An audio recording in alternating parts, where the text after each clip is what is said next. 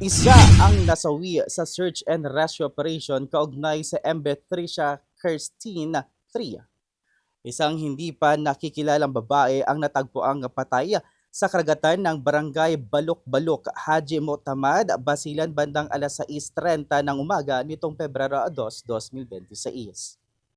Ayon sa ulat, ang nasabing biktima ay natagpuan sa gitna ng patuloy na isinasagawang search, rescue and retrieval operations para sa mga nawawalang pasahero ng MB Tricia Kirstine 3.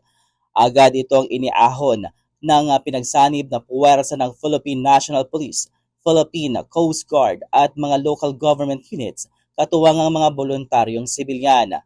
Ang bangkay ay isinasailalim sa tamang proseso at ini-turn over na sa mga kinaukulang otoridad para sa pagkakakilanlan at wastong disposisyon. Samantala, nagpapatuloy pa rin ang masinsinang search and rescue operation ng PNP, PCG at iba pang concerned agency sa mga kalapit na baybaying dagat upang matagpuan ang iba pang nawawalang pasahero. At mula dito sa News Center ng Bandera News TV Cotabato, ako si Vermon Calis. Basta balita, ibandera mo!